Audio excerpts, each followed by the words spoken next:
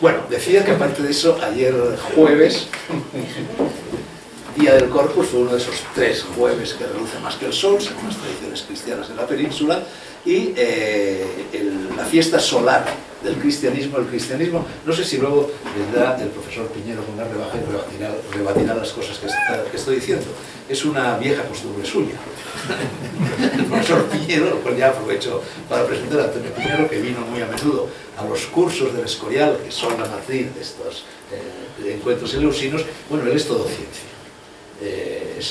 Por lo pronto no cree en Dios, es ateo y sin embargo ha dedicado su vida. Ya no eres ateo, es que hace unos años que no lo veo. Me ha visitado por fin. No, soy agnóstico. Es decir, no puedo ni probar la existencia de Dios, ni tampoco negarla. Por lo tanto, es un problema que meto en el cajón. Bueno, es agnóstico y estos cursos, como sabéis, son cursos como los del Escorial, justamente de lo contrario, de gnosticismo. Pero a su vez este agnóstico es un estudioso de los gnósticos cristianos, del siglo III, del siglo IV, etc. Y es catedrático de filología neotestamentaria en la Complutense. Bueno, ya no es catedrático, ahora es profesor. Ya sabéis que, bueno, que los textos de las Sagradas Escrituras y de modo especial los textos neotestamentarios no son textos que han llegado hasta nosotros pasando por mil vicisitudes, que han sido traducidos de mil maneras, en distintas lenguas, en distintos ámbitos, a menudo traducciones interesadas, traducciones que buscaban, en fin, conseguir unos determinados efectos sobre la feligresía, y que entonces, por lo tanto, pues había que estudiar muy a fondo estos textos para tratar de devolverles su integridad, su pureza, tal y como salieron, de donde salieron. Bueno, entonces, esa es la cátedra que explica o explicaba el profesor Piñero. Dicho esto, pues yo creo que está puesto el toro del vial en suerte y paso la palabra al profesor Piñero. Buenas tardes a todos. Ante todo, Fernando, me alegro un montón de estar aquí. Él sabe que es verdad. Nos hemos conocido hace decenas y decenas de años, en tiempo con Luis Racionero, también, que está aquí en los tiempos gloriosos de los cursos de verano de la Complutense, y siempre hemos mantenido una amistad a pesar de que nuestros mundos intelectuales son muy diversos. Pero él sabe perfectamente que dentro de mi afán científico, yo lo que tengo es una intensidad muy notable por no imponer estrictamente mis ideas, sino por demostrar lo que yo creo que es la historia, y luego cada uno que piense lo que quiera. Es decir, que no soy un impositor. Y esa, digamos, amplitud que creo haber tenido, o el equilibrio, es lo que ha hecho que Fernando me soporte. Y que de vez en cuando y me dice, bueno, pues vamos a oír a este, a ver qué es lo que dice. Bien, pues hoy les diré que a lo largo de mi vida, la pregunta que más me han hecho fuera de clase, en centenares de programas de radio y de conferencias, ha sido si existió Jesús realmente. Eso es verdad. Pero después ha habido 3 preguntas que han sido muy importantes. Y por orden ha sido las relaciones de Jesús con María Magdalena, 3, la sábana santa, y 4, sin duda, de todo lo que me podrían preguntar del cristianismo primitivo, ha sido lo del Santo Grial. Luego entonces, muy oportunamente, me ha parecido a mí que esta sería una buena ocasión para reflexionar en lo que es la posible base, si es que hay alguna, eso lo veremos, que yo creo que hay poca, en el cristianismo primitivo. Tengo que decir que el cristianismo primitivo es una religión modernísima, y que es una religión pensada como una rama del judaísmo para que durara menos de una generación. Ahora bien, en cuanto ese final nunca llegó, esa religión se fue transformando, y el contacto con el mundo y con religiones mucho más antiguas de Grecia y Roma fue cuando realmente se paganizó, cuando realmente se helioficó, de alguna manera se hizo una religión solar, pero no es así en el principio, porque al principio el cristianismo el sol le importaba un comino. Iban a durar pues 10 minutos más o menos, lo que es la vuelta de la esquina. Así que entonces lo que vamos a ver es a ver, ¿qué podemos decir desde el más primitivo cristianismo, que es Jesús? Y la interpretación del primer seguidor, que es ante todo Pablo y los evangelistas, a ver si podemos decir algo del Grial y en qué sentido. Es decir, aquí en principio está abierto. Bueno, son dos facetas que ha señalado Fernando, ha insistido en una, el Grial como el receptáculo de la sangre, de la lanzada, del famoso Longino, o bien el Grial como digamos, el receptor de ese vino que en la última cena sabemos que de algún modo simbólicamente ha de convertirse en la sangre de Jesús. Esas son las dos facetas que opina el pueblo. Estas dos facetas, yo no sé cuál de las dos es más importante, Fernando, pero desde luego yo creo que en lo que me han preguntado a mí, la inmensa mayoría han dejado de lado lo del Grial como receptor de la sangre después de la lanzada y han pensado sobre todo en el Grial como el cáliz de la última cena. Eso es lo que yo siento y por eso voy a centrar mi conferencia sobre todo en ese aspecto que por otra parte es básico, sobre todo en el catolicismo. Pues bien, estas dos facetas están relacionadas con tres temas muy importantes en la vida de Jerusalén en los últimos días. Desde luego, la última cena. Segundo, la crucifixión y el momento final. Y tercero, el fin del mundo. Es decir, ¿qué es lo que pensaba Jesús sobre el fin del mundo presente, de donde sacaremos algunas conclusiones, si tenía sentido para Jesús y sus seguidores alguna veneración de alguna copa? El episodio de la lanzada está contado solo en un evangelio, en el cuarto evangelio, y en un entorno que es simbólico, místico, todo el entorno. Por ejemplo, la presencia de Jesús y María Magdalena al pie de la cruz, que es probabilísimamente no histórica, porque los romanos no lo dejaban, significa para el evangelista el nacimiento de la Iglesia. Y la inmensa mayoría de los autores creen que la lanzada, que está en el cuarto evangelio y que por lo tanto no tiene lo que se llama técnicamente atestiguación múltiple, es decir, no hay múltiples fuentes del cristianismo primitivo que den fe de una misma cosa, es una fuente única y por lo tanto se tambalea un poco, está dentro de una escena que es totalmente simbólica. De esa lanzada, en esa herida, sale no solo sangre, sino agua. Y eso empalma con el capítulo 8, cuando Juan dice que ríos de agua, que es la gnosis, el conocimiento, saldrán del pecho del Mesías.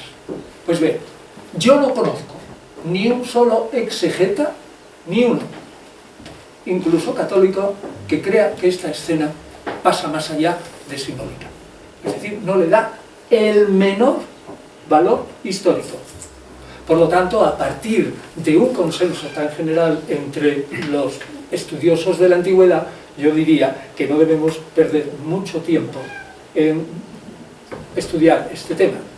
Y lo segundo, si está unido, como yo postulo, el Grial como la copa de la Santa Cena y la figura de José de Arimatea, lo primero que tenemos que observar es que José de Arimatea no estuvo en la última cena y que sería absolutamente extraño que señores que estuvieron en la última cena, como los 12 discípulos, y que cayeran en la cuenta de la importancia de esa cena, le entregaran a José de Arimatea una copa para que recogiera la sangre de su Señor. Eso es absurdo. Como también es absurdo que José de Arimatea, un prestigioso sanedrita, estuviera allí permitido por los soldados romanos recogiendo la sangre de un ajusticiado que iba contra el pueblo judío, teóricamente, según los altos jefes de los judíos, y sobre todo contra los jefes verdaderos de Israel, que eran los romanos, con Tiberio a la cabeza. Oye, Antonio, a mí no me molesta el gato, como he dicho, pero no, a ti sí. No, a mí tampoco yo presido, no, expulsamos momentáneamente. Nada. Adelante. Bueno, el concepto del fin del mundo. El concepto del fin del mundo el juicio final y la vida futura son también interesantes para dilucidar si le podemos dar un lugar a una suerte de reliquia dentro de la mente de Jesús. Pues el fin del mundo se enmarca dentro de lo que es la vida del Jesús histórico, no el Cristo celestial, que nos enseñan muchas veces en el catecismo, la mayoría de las veces no, sino el Jesús de la historia, que nosotros podemos aprenderlo en sus huesos o espinas dorsales, sí, lo que es el esqueleto de este personaje, por medio del análisis crítico de los evangelios. Pues digo que el fin del mundo está unido al concepto que tiene Jesús del reino de Dios. Pues bien, importantísimo para la filología y para la historia es el hecho de que Jesús jamás, fíjense lo que les digo, jamás explicó lo que es el reino de Dios. Algunos dirán, ¿y las parábolas? Las parábolas del reino, que están en Mateo 13 y en Marcos 4 sobre todo, son parábolas que lo que dicen son características exteriores del reino, que es muy importante, que vendrá enseguida, que vale la pena incluso vender toda la hacienda para encontrar la gran perla que es el reino. Bueno, pero ¿el reino qué es? Después de tantas parábolas. Pues por mucho que saquen ustedes papel y lápiz, no lograrán saberlo. Conclusión evidente. Jesús no explicaba qué era el reino de Dios, porque el concepto del reino de Dios lo entendían todos sus oyentes. Es evidente, por tanto, que yo no tengo que explicar a ustedes qué es la democracia si vengo aquí a explicar si en España la democracia es un fenómeno sólito o insólito. No, porque todo el mundo sabe lo que es la democracia, me ahorro. Eso es lo que le pasaba a Jesús de Nazaret, que nunca lo explicó. Por lo tanto, la conclusión es, nosotros sabemos que es el reino de Dios si miramos a las fuentes de la religiosidad de Jesús. ¿Y cuáles son esas fuentes? El Antiguo Testamento y lo que hoy llamamos apócrifos del Antiguo Testamento. Pero sobre todo los profetas. Los profetas. ¿Y qué es lo que dicen los profetas? Y se supone que por palabras furtivas que ha quedado de Jesús es ese reino de Dios. Pues el reino de Dios, lo primero es que el reino de Dios será en la tierra de Israel, aquí. Es un reino terreno. Y es un reino de comida, de abundancia, de bebida, y un reino que se puede caracterizar como un banquete de bodas, al que todos están invitados. Pues bien, ese reino, lo importante es que será anunciado por una catástrofe cósmica impresionante. Las estrellas caerán del cielo, chocarán, habrá rumores de guerras, la gente se pondrá nervioso, como lo dice claramente el discurso de Jesús en Marcos 13. Y otra idea clara, el reino de Dios vendrá en esta generación, en la generación de Jesús. Estoy hablando de lo que él pensaba. Si se cumplió o no se cumplió, es evidente otra cosa. Es otra cosa. Por tanto, el reino será aquí en Israel y dentro de poco y será una cosa terrenal. Cuando Dios decida, arreglará las cosas que hay en este mundo, pero no las arreglará por sí mismo, sino por medio de una gente. Porque ese Dios es demasiado trascendente en la mente de los judíos piadosos de la época como para mancharse las manos con la tierra. Siempre lo hace a través de agentes, ya sean los ángeles o ya sean hombres especiales. Pues entonces, ese mundo que será una jauja feliz, un paraíso absoluto donde los collados manan leche y miel, donde los rebaños son abundantes, donde la vida es plácida, donde todo el mundo cumple la ley de Dios y por lo tanto Dios feliz hace que la vida de los mortales llegue incluso, probablemente, hasta los 1000 años. No lo sabemos por el Evangelio, pero sí lo sabemos por el Apocalipsis. Porque una cosa que tenían estos judíos era que creían que el final del mundo sería como el principio del mundo. Y por tanto el principio del mundo era una época de paraíso, y incluso después de la caída de Adán hasta que llegó el diluvio, la mayoría de los hombres estaban planificados por Dios para vivir cientos de años. ¿Cuánto vivían los patriarcas? Hasta 1000 años. Por eso en el Apocalipsis se dice que la primera fase del reino de Dios será de 1000 años y que no habrá en ella matrimonio y que todos vivirán como ángeles del cielo, porque no necesitan nada. Los que están allí serán todos los que llegarán hasta el final y durará su vida exactamente igual que la de los patriarcas. Esto es muy probable que, aun recogido por un discípulo tardío de Jesús, como es el autor del Apocalipsis, que no sabemos quién es, sea o fuera la mentalidad del Jesús histórico. Pues bien, si Jesús está absolutamente convencido de que ese reino de Dios va a ser fantástico, de que el reino que ahora Él le toca vivir es un reino poseído por Satán, por Satanás, que la misión del Mesías, sea o no Él, porque eso es una de las cosas que quedan más oscuras en el Evangelio, es luchar contra Satanás. ¿Qué interés puede tener Jesús en una copa de una última cena, que luego veremos qué característica tiene, como recuerdo de un mundo poseído por su enemigo, Satanás, y que será totalmente transformado y eliminado por el mundo futuro? Yo creo que ninguno, a priori. Y segunda idea, si ustedes analizan los evangelios, verán que Jesús de Nazaret nunca se proclama Mesías estrictamente. Da toda la impresión, como si los actos mesiánicos de los evangelios, que son fundamentalmente dos, al final de la vida, la entrada triunfal en Jerusalén y la expulsión de los mercaderes del pueblo, fueran un poco forzados por sus discípulos. Él nunca se proclama Mesías.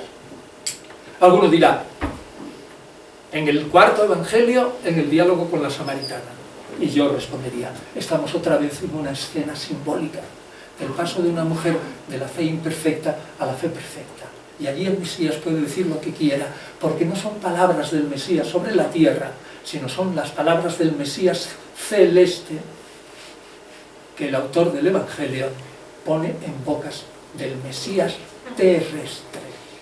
Es decir, estoy diciendo de nuevo que la maravillosa escena de la samaritana, que es literariamente bella, probablemente tampoco es histórica. Tampoco. Y ahí hay 100%, fíjese lo que les aseguro, casi 100% de acuerdo entre todos los investigadores, que yo opino que son más o menos serios, sean confesionales o no. Entonces, si Jesús no se proclamó absolutamente nada más que proclamador del reino, anunciador del reino, y que cuando iba a venir el reino y sus dos discípulos, amiguitos, Santiago y Juan, que eran de armas tomar, le dijeron, nosotros queremos un puesto esencial en el reino futuro. Y Jesús les dice, ni hablar, no soy yo el que lo va a disponer, sino que es mi Padre. Ahora lo que tenéis que hacer es pasar el parto, lo que se llama el parto de los dolores mesiánicos antes de que venga el reino. Es decir, a lo mejor os crucifican. Tomad vuestra cruz e id detrás de mí. Un individuo que no sabe qué papel va a tener en el mundo futuro, se supone que no es el individuo que nosotros nos imaginamos como el Mesías, que nos lo han pintado en líneas generales y que está visto desde el punto de vista de un Mesías celeste que sabe que va a morir en pro de toda la humanidad y que va a instituir un culto que va a hacer saltar el judaísmo para, en poco tiempo, crear para ese tiempo que queda, digamos, un culto nuevo. Así que, en resumidas cuentas, yo diría, el primer punto, el de la lanzada, no nos merece ninguna confianza histórica. Y el segundo punto, que es el reino de Dios y que es el fin del mundo para Jesús, nos sitúa en un plano tan absolutamente distinto, digo, el Jesús de la historia, no el Cristo celestial. Nos sitúa en un plano tan totalmente distinto que a mí como historiador, sinceramente, me resulta muy difícil pensar que para este personaje fuera de interés alguno el conservar algún resto del mundo malvado del que quería exclusivamente que desapareciera. Y tercero, ¿qué fue lo que pasó en la última cena? Bueno, pues yo lo que intento defender aquí es que en realidad, si analizamos los textos que tenemos a nuestra disposición, no lo sabemos muy bien. Y esto es lo que debemos decir con toda honestidad cualquiera que se ponga delante el panel de textos sobre la última cena. El primer relato de la última cena no es de los evangelistas, no es el relato de Mateo, ni mucho menos. Primero porque Mateo copia de Marcos. Y segundo, porque Marcos, cuando escribe su evangelio, probablemente entre el 71 y el 75, hacía 10, 12, 15 años quizás que Pablo había muerto. El primer relato de la Eucaristía lo tenemos en Pablo de Tarso, en 1 Corintios 11, 23, 26. Y el texto es el siguiente. Léanlo ahí. Pablo de Tarso es el texto número 1. Fíjese, escrito hacia el 54-58. 11, 23, 29, 30. Bien. Yo recibí del Señor lo que os transmití a vosotros. Leanlo. Viene lo de dar gracias, la cena, toma un pan y dice, esto es mi cuerpo. Luego, después de cenar, toma una copa y dice, esta es mi sangre. Fijaos aquí, esto es un acto litúrgico que sirve de proclamación de mi muerte. Es una alianza nueva. Y luego, en el 27, quien coma de esta copa, de este pan y beba de esta copa, ojo, porque puede, si lo hace incorrectamente, enfermar gravemente e incluso morir. ¿Está claro? Por eso hay muchos entre vosotros que están enfermos y muchos débiles y mueren no pocos. Es decir, es un acto impresionante con unas consecuencias tremendas. Y ha añadido el capítulo 10, en el que se expresa cómo la copa que se bendice es comunión con la sangre de Cristo. Leanlo. Y tal comunión es que quien es del Mesías de ningún modo puede ser de los demonios, es decir, de los dioses falsos. No hay ningún posible maridaje entre un creyente en el Mesías y un creyente en los antiguos dioses. Bueno, ¿qué es lo que sacamos de aquí? Primero, que no dice Pablo cuándo fue la última cena. No dice. Es la noche en que iba a ser entregado. Por otros, sabemos que esa noche fue el jueves de la última semana, que también es dudoso. Fíjense hasta qué grado dudamos, que no sabemos si lo que ocurrió durante una semana ocurrió exactamente durante una semana o ha sido la compresión literaria por la unidad de lugar, de tiempo y de acción. Repito, la compresión literaria de hechos que ocurrieron quizás durante los últimos 6 meses de la vida del maestro.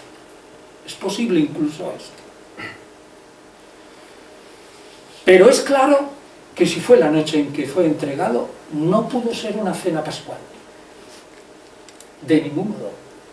Ese año por testimonio lo sabemos absolutamente claro, en esto del cuarto evangelio, la Pascua caía en sábado. Luego Jesús no pudo celebrar la Pascua en jueves. ¿Por qué? Pues porque Jesús era un judío piadoso. Porque toda su acción, toda su religión, su Dios, su Biblia, su manera de pensar la Biblia, era absolutamente judía. Alguno ha dicho, es que Jesús pertenecía a los esenios y los esenios tenían otro calendario y probablemente celebró la Pascua antes. Y yo respondería, vamos, perdón por esta expresión, y unas narices, le diría yo. Quien diga eso es que no ha leído una palabra de los esenios. Tenemos montones de textos de los esenios y por tanto sabemos perfectamente qué es lo que pensaban los esenios y tenemos bastantes textos sobre Jesús y sabemos qué pensaba Jesús si le damos crédito a las palabras que hemos recibido. Pues se parecen exactamente igual que una sardina a un melocotón en un montón de ideas que son básicas y fundamentales, sobre todo en el trato con la gente. Así que es imposible esa solución, no es científica, no es válida. Segundo, fíjense que faltan todas las características de una cena pascual en este primer relato. No hay cordero, no hay hierbas amargas, o acelgas, o apios, o algo así, que se tomaban crudos y con agua, todo apio. No hay 7 copas, que normalmente es lo que había en el llamado Seder, es decir, norma para celebrar la Pascua, que ya existía en el siglo I. Por lo tanto, es realmente raro que esto fuera una cena pascual. Tampoco el orden de los elementos, esto es muy importante. El orden de los elementos en toda cena pascual es primero vino y luego pan. Siempre. Y jamás en el judaísmo es lo contrario. Sin embargo, Pablo cambia radicalmente el orden. Primero pan y luego vino. Y curiosamente, ese orden es el que encontramos, por ejemplo, pan y vino, en las religiones de misterio, que curiosamente eran el ambiente en donde muchos conversos de Pablo, recordad, estamos en la carta primera a los Corintios, el ambiente de donde venían la mayoría de los conversos de Pablo en esa ciudad, si es que eran paganos, y eran paganos la mayoría. Pues bien,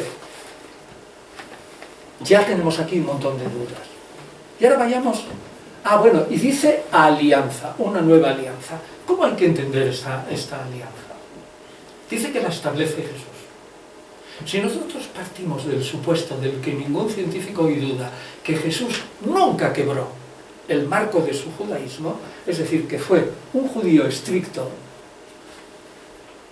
si Jesús, según la cronología transmitida, entra como Mesías un domingo, expulsa, o ese mismo domingo o al día siguiente, a los mercaderes del templo, es decir, se muestra como un Mesías judío y es aclamado por el pueblo como Mesías del pueblo, como el jueves va a cambiar de mente y va a instituir un culto que sea una nueva alianza. Es decir, que rompa totalmente con el judaísmo. A mí me parece imposible. ¿Cómo hay que entender, pues, en el texto de Pablo, esto es una nueva alianza? Pues dentro de un marco judío. Y no tenemos nada más que ir al texto de Jeremías, capítulo 31-33, donde el profeta dice, este pueblo, que es un canalla ahora que no me obedece, este pueblo, no, el texto no lo tengo ahí, dice, no sé qué voy a hacer con él, pero yo sé que con el tiempo les cambiaré el corazón, les quitaré el corazón de piedra, les pondré un corazón de carne y estableceré con ellos una nueva alianza. Es evidente que esa palabra nueva, hay que entenderla como la que entendemos nosotros ahora la palabra nueva alianza cuando estamos en la misa. Es decir, una ruptura como de hacha con el judaísmo, ruptura que habían hecho tanto Jesús como institutor de la Eucaristía, como Pablo, que lo transmite. Sencillamente, yo les digo, a mí me parece absolutamente imposible desde el punto de vista de la historia antigua. Entonces vayamos ahora, para que vean también cómo todo tiene la... Vayamos al texto de Marcos. El texto de Marcos, 14-12, es el número 2. Sí. El número 2. Está ahí, ¿no? Léanlo, por favor. 14, 22, 26. Perdón, no.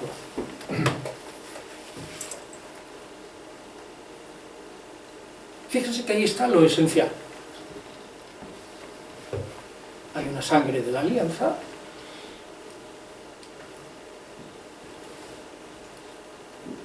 Que se derrama por muchos. Es decir, hay un añadido. No dice que es nueva. Es sangre de la alianza. Lo deja así abierto, a ver si es... Alguien me entiende mal, diría Marcos, y piensa que esto es una alianza que se rompe. Y lo importante aquí, fíjense en el versículo 25, os aseguro que yo no beberé más del producto de la vid hasta el día en que lo beba de nuevo en el reino de Dios. Repito, Jesús dice, no voy a beber más vino hasta que lo beba de nuevo en el reino de Dios. ¿Qué quiere decir esto?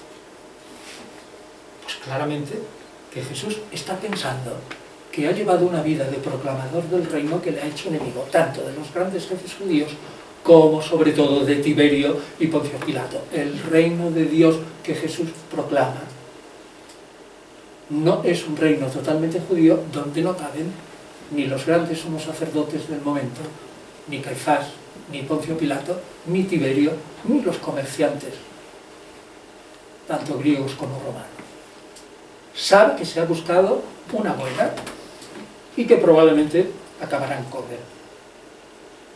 Y entonces dice, esta es la copa de este vino que yo bebo y el siguiente lo voy a beber en el reino. Es decir, a mí me van a matar, pero resucitaré. Eso es lo que dice esta frase sin decirlo. Fíjense qué cosa más importante dice aquí Marcos. Resucitaré. Todos los judíos pensaban que iban a resucitar. Todos. Incluso muchos paganos, antes de ser aniquilados para el juicio final. Pero nunca jamás los judíos del siglo I pensaban que iba a resucitar un judío antes de la resurrección universal. Y él está diciendo, por boca de Marcos, que él morirá y va a resucitar y que luego el reino se instaurará de inmediato. Luego, entonces aquí tenemos claramente que aunque Marcos diga que estamos en, como lo dirá más tarde Mateo y Lucas, que estamos en una cena pascual, en realidad lo que se ve que hay en esa escena es una comida, cena de despedida entre amigos y con tintes muy oscuros. Luego Marcos nos añade otro dato que nos hace también reflexionar sobre el sentido más complejo. Bueno, entonces lo primero que tenemos que decir es que realmente nos encontramos con que son más las dudas que las certezas y son más las posibilidades que las absolutas seguridades que tenemos. Ahora volvamos al texto de Pablo, que es el primero. Fíjense la primera frase, y ahí les quiero yo hacer reflexionar porque esto es muy importante y verán ustedes la distinción que hay entre un historiador que busca, digamos, sin afán de defender ninguna posición y quien tiene que defender una posición previa. Fíjense la primera frase. Porque yo recibí del Señor los que os transmití a vosotros. Que el Señor Jesús, etc. Yo recibí del Señor. Bueno, pues ¿sabéis cómo se traduce esto? Pues se traduce de una manera totalmente distinta, y esto apunta a lo que tú decías antes de las traducciones que son verdaderamente fundamentales, Fernando, para la interpretación. según uno sea confesional y sobre todo católico, es decir, crea en la transubstanciación, o según uno quiera ser historiador independiente. Primero, si yo quiero ser un historiador del texto griego, yo he recibido del Señor. Habla de una apocalipsis, es decir, de una revelación del Señor. E inmediatamente recordamos la epístola a los Gálatas, en la que dice, y la segunda, en la que dice que él ha recibido, Pablo, todo su evangelio por medio de revelaciones personales. Enseguida recordamos el capítulo 12 de 2 Corintios, en la que Pablo dice que él ha tenido más visiones y revelaciones que ninguno de todos sus adversarios como proclamador de Jesús Mesías o negadores de Jesús Mesías. Ahora bien, ¿cómo lo traduce sobre todo un católico? Pues dice, porque la tradición que yo os he transmitido viene del Señor. Repito la traducción. Porque la tradición que yo os he transmitido viene del Señor mismo. Si ustedes superan griego, la primera traducción, que es la mía, porque yo he recibido del Señor los que os transmití a vosotros, es una traducción literal. Y la segunda es una traducción interpretativa. ¿Qué hay detrás de esto? Pues, muy sencillo, dicho en román paladino, que lo que dice el texto de Pablo, y que entendemos en griego de una manera normal, indica que esa última cena se instituyó algo, y que ese algo, cuyo sentido profundo explica Pablo a sus lectores en Corinto, es algo que Pablo ha recibido por revelación, es decir, que otros no lo conocen. Lo ha recibido él y no otros. Inmediatamente, de la segunda, lo que se deduce es que lo que dice Pablo no es verdad. La segunda traducción, porque esto es una tradición que viene del Señor, que yo a mi vez os transmito, significa que esa tradición proviene de Jesús mismo, que se la dio a sus discípulos y que los discípulos se la entregó a la Iglesia. ¿Y qué tradición y qué discípulos? Pues los que están en la Iglesia de Jerusalén, los 12 apóstoles y alguno más, como Santiago, el hermano del Señor. Bueno, pues aquí nos encontramos con que hay dos posturas en la ciencia. A saber, una que dice que Jesús instituyó él mismo y estableció una tradición que es la eucarística. Y otra postura que dice, la última cena no fue una cena fundamentalmente eucarística, sino una cena de despedida en la que hubo alguna acción que Pablo interpreta por revelación. Luego entonces habría que decir que toda la institución de la Eucaristía como tal, en cuanto instituido por Jesús, depende de la credibilidad que le demos a las visiones de Pablo. No tenemos ningún argumento para retrotraerlo o retrotraer esa institución al Jesús histórico. Eso es lo que nos estamos jugando con esta traducción. Bueno, ¿yo qué diría? Pues yo diría que primero es el griego normal, y que el griego normal, unido a lo que leemos de Pablo en todas sus cartas, abonan que Pablo recibió todo su evangelio, es decir, ¿cómo era Jesús Mesías? ¿Qué es el evangelio de Pablo? El evangelio de Pablo es lo que él proclamaba a los paganos. ¿Y qué es lo que decía? Pues que Jesús había muerto, estaba resucitado y estaba ya en el cielo, y que era un Mesías celeste, y que era el Señor de todo el mundo. La visión de Pablo no es del Jesús terreno, es la del Cristo celestial. Y el que confunda al Jesús terreno con el Cristo celestial de Pablo, se formará una amalgama que es verdaderamente tremenda y problemática para la historia. Porque el Cristo celestial sí que rompe con el judaísmo. Y Pablo pone los fundamentos para que vengan sus discípulos más tarde y se forme una nueva religión.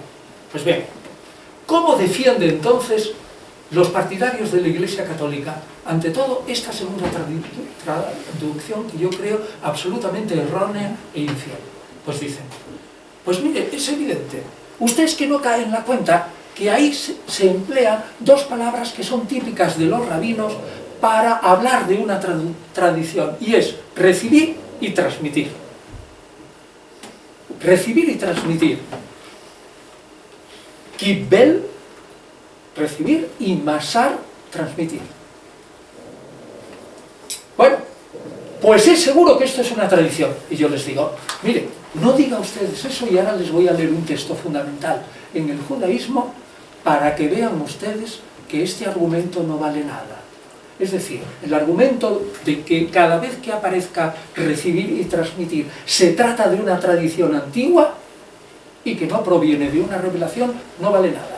Fíjense este texto. El texto que les voy a leer, que no está ahí, es el comienzo de uno de los tratados más importantes del judaísmo, que se llama Avot, Padres, y está en la Mishnah. La Mishnah, compilada en el 220 aproximadamente, son las primeras doctrinas de los rabinos, que van desde el 170 a.C. hasta el 200, todo lo que habían podido recoger por la memoria sobre la Sagrada Escritura, sobre todo la ley, interpretaciones de la ley.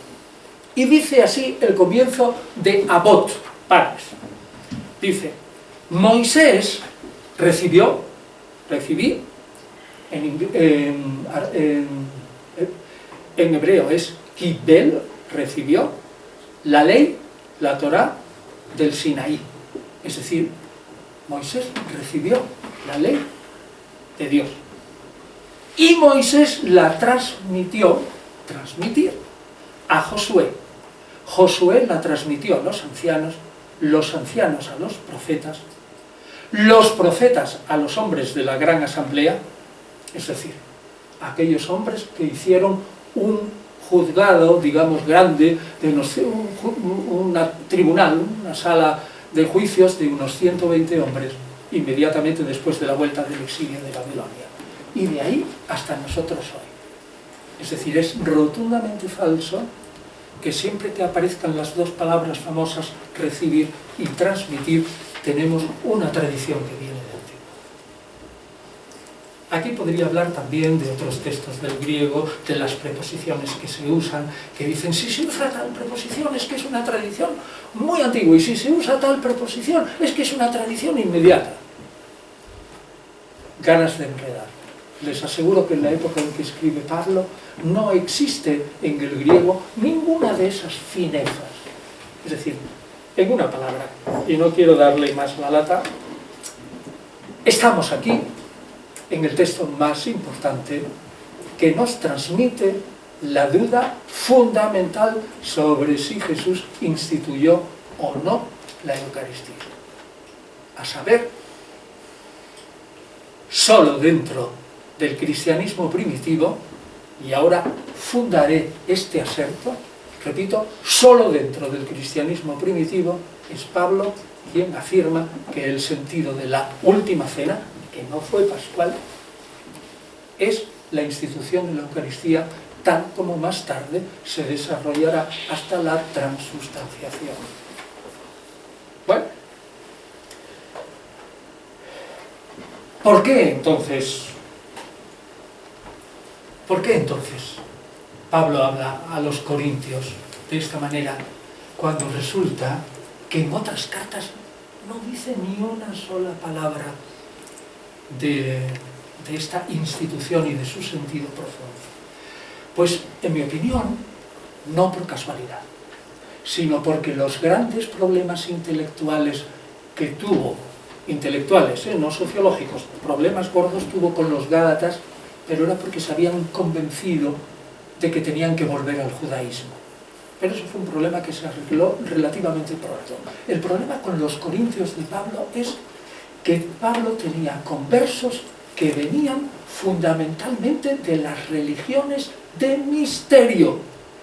¿Qué son religiones de misterio en el mundo griego? Es un concepto que deberíamos conocer todos porque afecta al cristianismo. Una religión de misterio quiere decir, etimológicamente, religión del silencio. Myo, de donde viene mysterion en griego, significa boca cerrada. Y mysterion es aquello que no se puede hablar. Y una religión de misterio es aquella en la que había acciones sagradas que quien no fuera iniciado no podía hablar de ellas y transmitírsela a otros. Es decir, tenía que venir ese otro que quería enterarse, pagar sus purificaciones, el sacerdocio, el templo y el rito de iniciación, y entonces se enterará.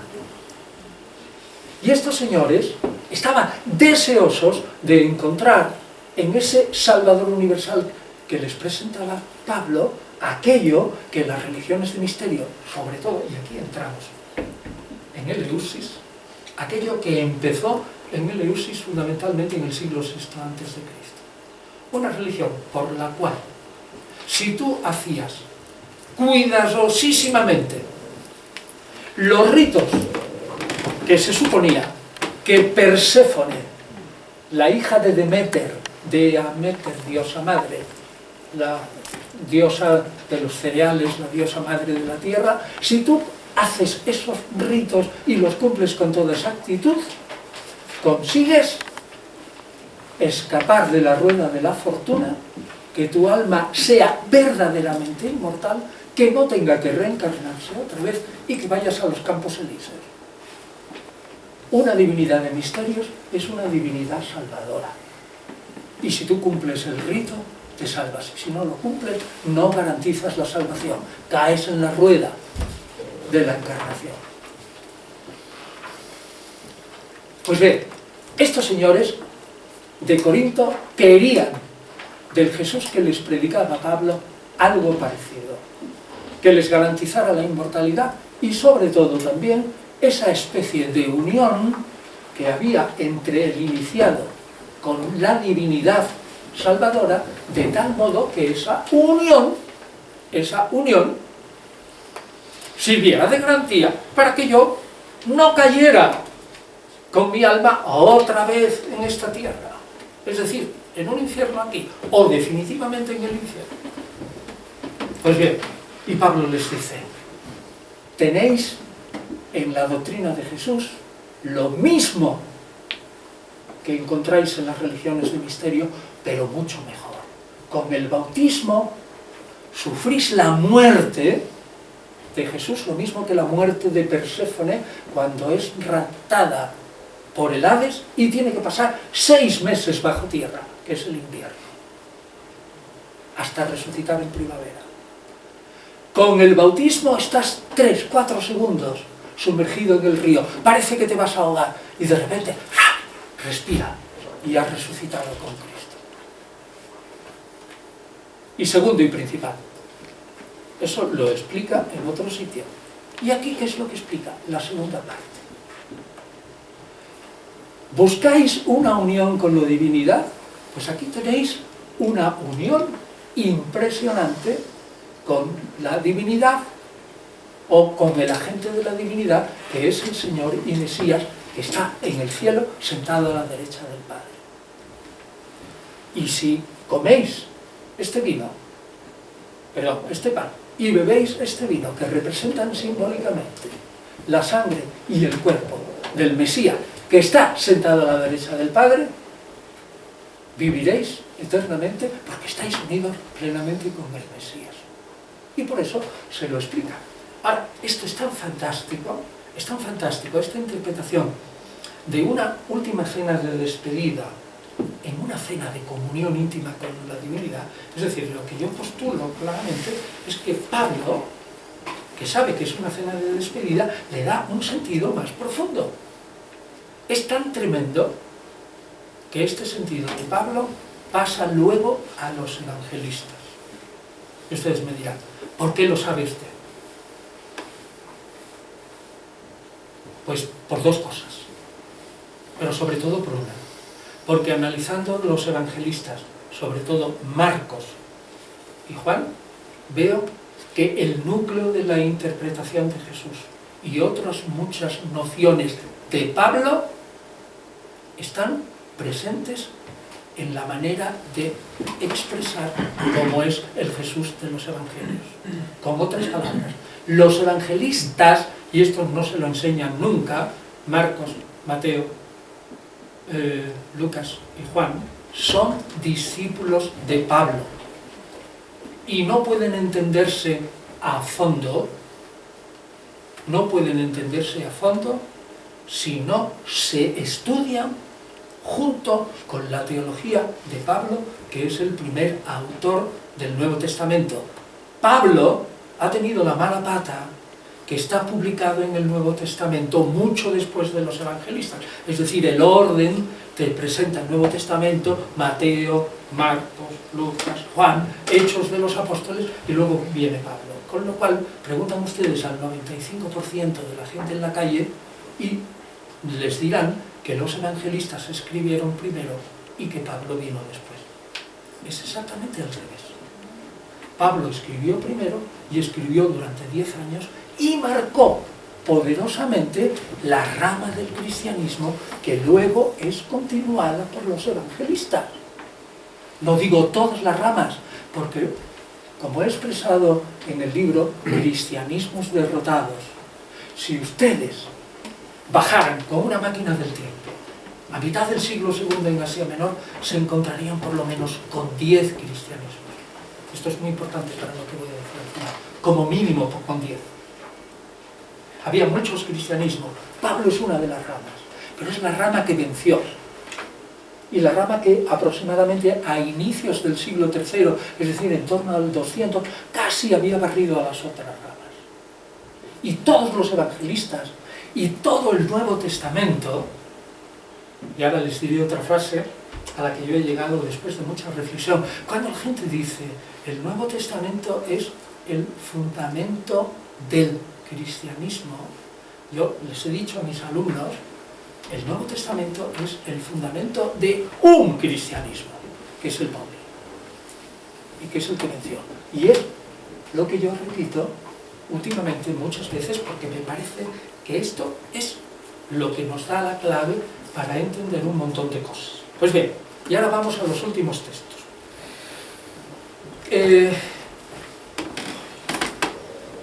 Que tengo serios motivos como historiador para dudar que la transmisión de la Eucaristía vaya directamente, se retrotraiga directamente al Jesús histórico, lo tengo en la misma tradición recogida dentro del Nuevo Testamento y una obra, que ahora paso a explicar, que aunque no entró en el Nuevo Testamento, es de la época en la que se compusieron los últimos libros.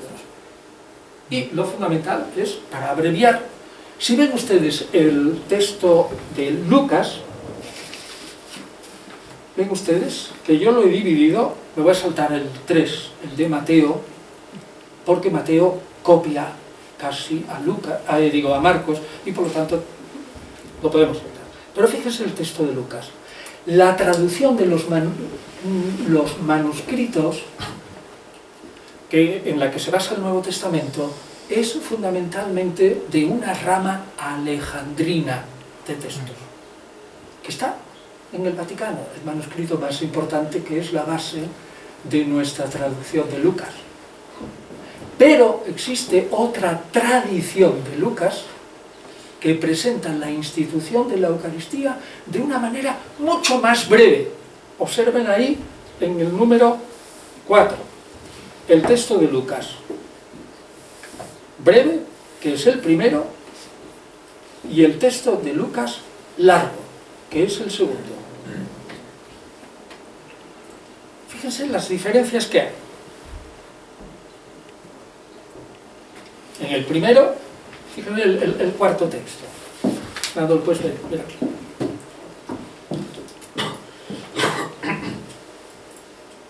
En 22, 14, 20, en el primero, desde luego, tenemos una tradición pascual que hemos dicho que es más que dudosa.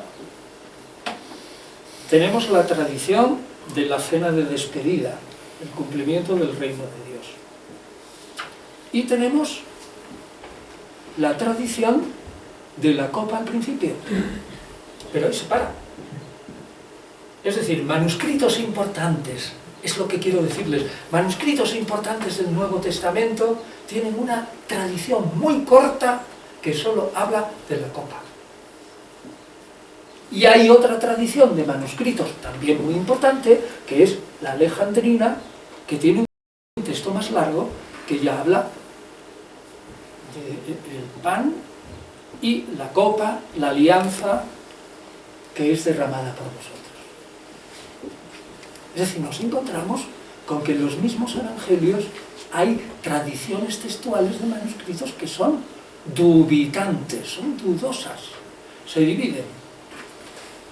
Vayamos al texto 5, que este es, vamos, mortal para la teoría de que la tradición de la institución de la Eucaristía proviene de la Iglesia de Jerusalén y que, en último término, de Jesús. Fíjense en el número 5, fíjense, léanlo un poco y verán, para su sorpresa, que lo único de lo que se habla es de la fracción del pan. Fracción, partir el pan, es decir, comer.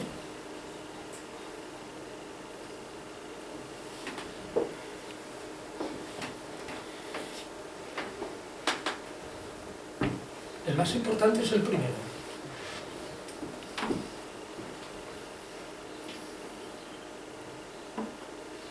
Deducción de este texto. La Iglesia jerosolimitana no tenía ni la menor idea de la institución de la Eucaristía. Ni la menor idea.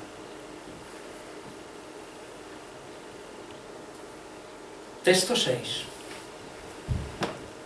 Doctrina de los 12 apóstoles. Este es un manuscrito que se encontró a finales del siglo XIX. Está escrito en griego,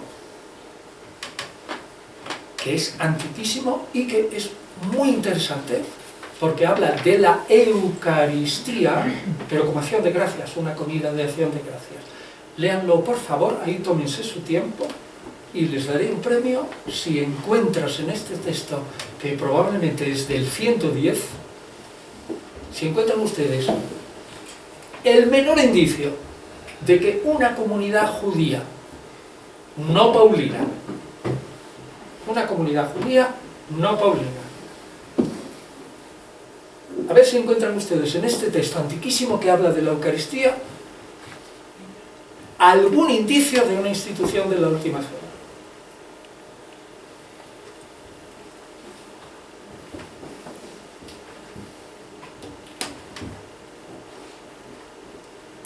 No hay. Luego quiere decirse que las comunidades cristianas que no eran paulinas no tenían ni la menor idea de que Jesús había instituido la Eucaristía.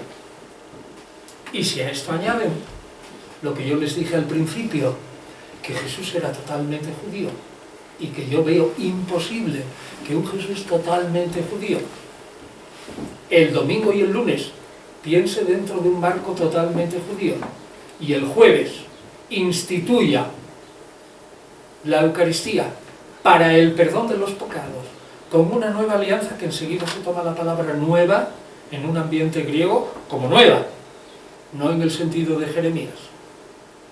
Para el perdón de los pecados significa, si se entiende al pie de la letra lo que dice el texto de Pablo y de sus discípulos, significa que Jesús está instituyendo un sistema de expiación de los pecados independientemente del templo.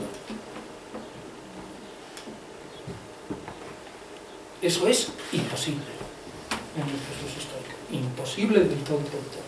Porque si yo purifico el lunes el templo, es porque tengo conciencia de la validez de esa institución en todo su conjunto. Si me juego la vida como se la juega Jesús para hacer que el templo sea puro, es porque está convencido de que el templo tiene una función dentro de su marco religioso. Y entonces el jueves va a crear una institución para decir que el templo y todo su sistema de expiación, porque el templo es para expiar, donde se hacen los sacrificios para expiar, ya no vale nada Esa es una idea paulina que luego se recogerá en la epístola a los hebreos, que es de un discípulo de Pablo, donde se presenta a Jesús como el sumo sacerdote. Bien, y otra conclusión para que vean ustedes por qué los evangelistas introducen lo de la cena pascual. ¿Por qué? Cuando no fue una cena pascual, fue una cena de despedida, y en ello se ve claramente que es así. Y se ve, pues, muy sencillo, porque tienen los evangelistas, una de las misiones que tienen es toda la teología de Pablo, que es absolutamente etérea, que no tiene ningún contacto con la vida de Jesús. Sin embargo, hay que darle algún punto de apoyo en la vida de Jesús. Y ahí vienen las historias sobre la vida de Jesús. Pues bien, si Pablo dice, 1 Corintios 5:30, Cristo nuestra Pascua fue inmolado,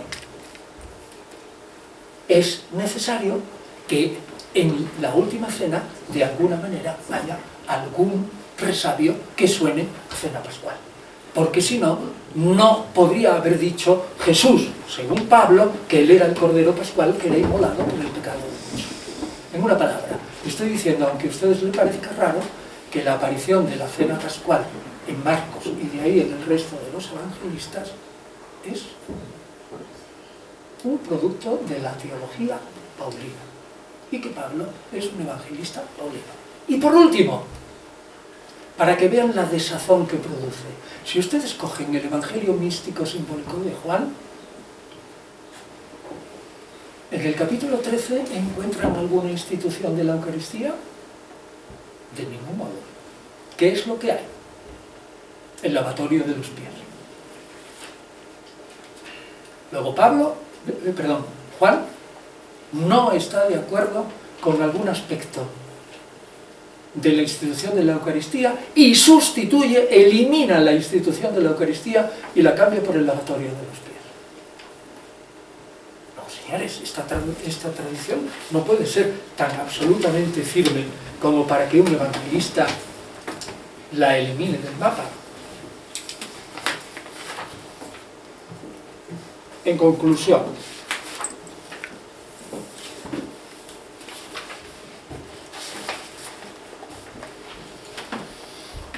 lo que he dicho en este leve repaso de los textos es, hay que distinguir muy bien entre lo que pudo ser la figura y el pensamiento del Jesús histórico de la teología de sus seguidores, en primer lugar de Pablo y de los evangelistas, quienes una vez muerto Jesús repiensan, reinterpretan y reescriben, idealizan la vida de Jesús y transforman el punto de vista del propio Jesús histórico. Y quienes hacen de un Jesús que es totalmente un Mesías judío, lo hacen un Redentor universal. ¿Y por qué? Porque empeñados en que el fin del mundo venía enseguida, como creían Pablo y los primeros evangelistas, había que salvar al mayor número posible de paganos para que pudiera salvarse Israel. Y por lo tanto, a un pagano no se le podía vender la figura de un Redentor judío. Había que venderles la figura de un Redentor universal. Y lo que hacen Pablo y los evangelistas es desjudaizar a Jesús en todo lo que puede. Pablo del todo porque escribe cartas, los evangelistas muchísimo menos porque escriben la vida de Jesús. Segunda idea que yo les he dicho, la concepción de la Eucaristía es típica de la teología paulina. Y es típica para expresarle a esos paganos conversos dos ideas fundamentales. Una, que ellos, aunque no puedan participar de la liturgia del templo, tienen una institución litúrgica que es tan expiatoria como la del templo. Es decir, que tienen un templo en su casa cuando rememoran cada domingo la cena del Señor. Y segunda idea, esa unión con la divinidad que ustedes quieren buscar en todas las divinidades de misterios, la tienen en el Mesías, dice Pablo, que yo predico. mucho más fácil, más completa, más espléndida y más sencilla. Y en el fondo, si quieren ustedes, más barata. Tercera idea que yo he dicho es que de ningún modo se puede atribuir la Eucaristía al Jesús histórico, porque no encaja dentro de la mentalidad de un judío. Y no he hablado todavía del tabú de la sangre. Aunque sea simbólico, beber la sangre del Mesías, para cualquier estudioso que se haya metido en el siglo I, es absolutamente imposible. Es absolutamente imposible. O sea, yo pongo la mano en el fuego que un individuo del siglo I jamás podría aceptar, siendo judío, un pagano sí, y un pagano que cree en otro Mesías, que es el Mesías este celeste, sí, pero un judío jamás podría aceptar esta institución de la Eucaristía como la ingestión del Mesías. Por tanto, todas las comunidades judeocristianas que no son paulinas no saben nada de la Eucaristía. Y también he dicho que en el Jesús histórico no cabe nada de la Eucaristía si él pensaba que el fin del mundo iba a venir de un modo inmediato, que era un mundo que era un asco, una porquería, y que iba a ser sustituido por otro mundo que era infinitamente mejor. Luego, en todo el conjunto, yo he sido un poco negativo. Es decir, ni la concepción del fin del mundo, ni la idea de José de Arimatea y el cáliz con la sangre de Jesús, que no es histórica, ni la institución de la Eucaristía tiene ninguna base dentro del Jesús histórica, y mucha en la teología cristiana. Otra cosa es el cristianismo.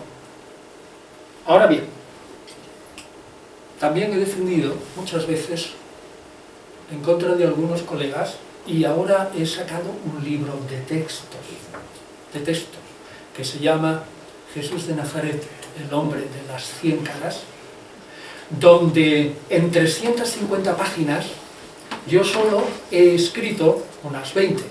El libro tiene 350 páginas, el resto lo han escrito los primeros cristianos. Yo lo único que he hecho es recoger todas las imágenes de Jesús que cada uno de los grupos cristianos ha tenido desde el siglo I, es decir, la muerte de Jesús probablemente en el año 30 o 33, hasta el siglo VI o VII. Bueno, un poco antes, yo me quedo antes, tanto en los escritos canónicos como en los apócrifos. Yo he escogido en ese texto nada más que poner en una página, empieza, Jesús es hijo de Dios, y pongo una serie de textos que pone Jesús es hijo físico de Dios. Y al lado pongo Jesús no es hijo de Dios, y un montón de textos del cristianismo primitivo que ponen Jesús no es hijo físico de Dios. Otro, Jesús hijo de María Virgen, una serie de textos. Y en otro que pone Jesús fue hijo de una mujer que no era virgen. Otro montón de textos. Jesús amigo de las mujeres, un montón de textos. Jesús enemigo acérrimo de las mujeres, otro montón de textos. Jesús pacífico, irénico, es decir, un hombre que veía todo manso, dulce y humilde de corazón. Hubo una serie de textos. Jesús guerrero, Jesús malhumorado, Jesús probablemente celota, otro montón de textos. Entonces yo me pregunto, y esta es la conclusión de mi discurso aquí en la Nueva Eleusis.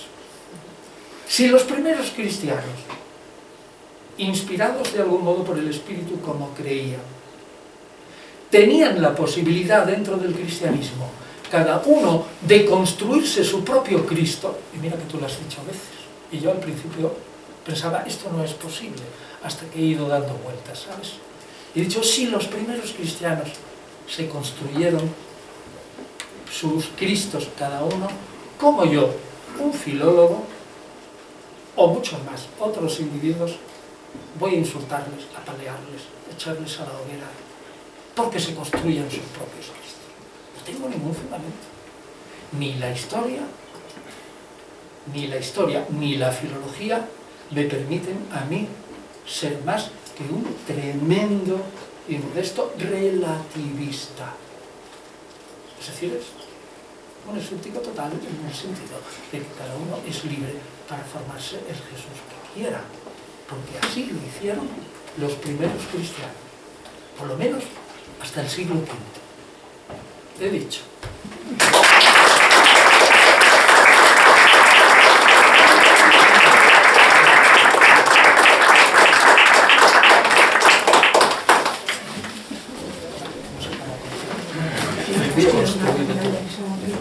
Vamos a acabar con todo y bueno, vamos a ver aquí el jefe que diga, a ver cómo tú moderas este diálogo y a ver, yo estoy a tu disposición. Yo no tengo prisa, ¿eh? Son las 9:20, podemos hablar lo que quieran, ustedes me preguntan de todo aquello y si yo sé responder, yo les diré lo que creo. Y si no sé, pues les diré que no sé. ¿Vale? Bueno, abrimos el coloquio, por lo tanto, después de este texto apocalíptico, casi, esta conferencia apocalíptica Más escatológica. demoledora de Antonio Piñero. Enseguida te paso la palabra, Luis, pero yo antes quería, conocéis mi ánimo de hacer siempre pequeñas encuestas.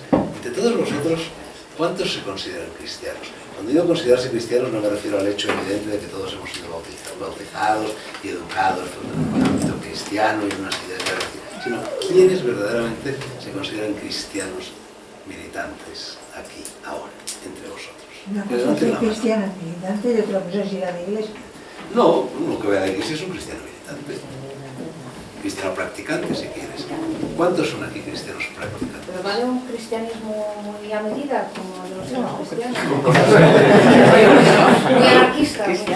Luego os hago otras preguntas. Enseguida pasamos al coloquio. No, pero si ¿Cuántos ha vale habido un de...? cristianismo así a la carta... No, no vale un cristianismo a la carta, vale el cristianismo No. que se nos ha Pero se transmitido. acaba de- Que no, que aquí se refiere, Fernando, al cristianismo no a la carta. Claro. La pregunta Yo me es... refiero al cristianismo tal como la iglesia nos va predicando y tal, por lo que el común de los mortales entiende por cristianismo. No a la carta.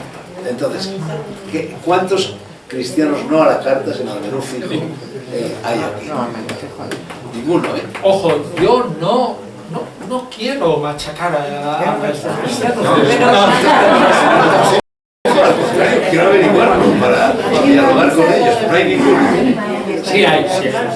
No, Yo he cristiano, cristiano. sí, hasta que has excluido la posibilidad de que fueran cristianos a la carta. Cristianos a la fijo no hay ninguno. Cuando das la carta, La carta sí. Es que hay cosas que son tan evidentes. Perdón, Y que si es un uno no quiere cristiano, hacerse ¿verdad? budista, ni Uno que puede fabricarse su propio Cristo, ¿no? Como decía. ahora pregunta la carta, ¿cuánto con la carta? Pablo se fabricó un Cristo celestial a la carta, pero también tengo que decir una cosa, ¿eh? Si ahora me dierais, bueno, en otra ocasión, la oportunidad, os explicaría, y además con pruebas absolutamente contundentes, es decir, con textos, que la explicación de Pablo, aparentemente a la carta, como hemos defendido muchos historiadores, hasta que hemos descubierto Qumran y toda esa cosa y tal, no está. Pablo se inventa desde nuestro punto de vista un Cristo aparentemente a la carta, pero sigue exclusivamente unas pautas estrictamente judías. Es decir, toda su concepción del Cristo celeste es totalmente judío y no se saca de su chistera absolutamente nada nuevo. Nada. Fundamentalmente nuevo. O sea que las dos cosas tengo que defenderlas, ¿eh? Y no es contradictoria. Es decir, si leen ustedes manuales anticristianos, llamémosle así, dice, y Pablo, el fementido, Felón y el traidor y este tipo y tal, conscientemente, engañando de una manera consciente, se sacó de su fantástica imaginación la imagen del Cristo celeste. Bueno, pues es mentira también. También es mentira. Pablo sigue unas pautas estrictamente judías que empiezan en el siglo IV antes de Cristo y que se han continuado en algún aspecto hasta los inicios de la Cábala en el siglo III después de Cristo. Es decir, una línea de pensamiento en torno al Mesías que dura en torno entre 500 y 700 años, y que Pablo es uno de los más claros exponentes. Las dos cosas son verdad. Bueno, ya sabemos que no hay ningún cristiano de menú fijo. Entonces a mí ahora me gustaría saber cuántos cristianos a la carta hay, es decir, cristianos que se fabrican su propio Cristo, bueno, y que procuran acomodar su vida a unas determinadas enseñanzas que atribuyen a ese Cristo. Pero tienen que atribuirse, por lo menos, a los textos judíos. Ahora vamos a eso, Antonio, a ver. No puede ser un Cristo budista. 2, No, no, claro que sí. 3, 4, Pero lo dices de una forma muy clara. No es así a la carta. Es que uno va ampliando Bueno, la la carta es forma una de forma de hablar. Es una forma de Entonces, No, pero es que a mí me gustaría saber entonces, por eso mismo que está diciendo Antonio, de estos cristianos a la carta que han levantado el brazo y que se han fabricado su propio Cristo, Pero fabricado. Bueno. Si nos ha ocurrido o si nos ha sido bueno, dado, imaginado o lo que sea, pero es Lo hemos verdad. visto claro, lo hemos visto claro. ¿Pero qué llamáis vuestro propio Cristo? ¿En qué consiste ese cristianismo? ¿Qué tipo de liturgia, qué tipo de sacramentos, qué tipo de actos lleváis a cabo? Porque muy probablemente muchos de vosotros estaréis efectivamente fabricándoos un Cristo budista o un Sí. Cristo sintoísta. Va por ahí. Claro, que es que bueno, eso no es lo que se está aquí hablando. No, no estamos hablando. Entonces vamos a quedar por Yo creo que el cristianismo es una forma de vida. Bueno, El cristianismo es una forma de vida. bueno, es verdad que de la religión cristiana, como de cualquier otra religión, se deriva una moral. Por eso una forma Bueno, de vida. sí, pero eso tiene muy poco que ver con, es decir, con el núcleo duro de la religión, con sus creencias, con sus dogmas, con sus ritos, con sus Es liturgias. que ¿no? eso ya es más cosas. eso es tampoco. Vamos a ver, Ana, por ejemplo, tú, que has sido la primera en levantar el brazo.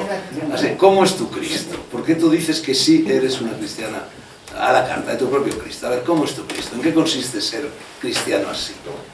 Bueno, yo nunca me había preocupado mayormente de estas cosas, para nada. O sea, tengo, como todo el mundo, bueno, con muchas personas aquí, un background católico, le conocía mayor caso, excepto para utilizarlo como tradición cultural. Y una vez, bueno, en uno de mis viajes, una serie de experiencias, no es tanto que tuviera una experiencia mística, porque tampoco es eso, pero por hacerlo corto, en realidad no es que yo crea en Dios, que me di cuenta que existía. O sea, fue una especie de tranquila Ana, constatación. no estamos hablando de Dios, Sí, no, es que no estamos hablando de Cristo. Y desde entonces, bueno, pues es una...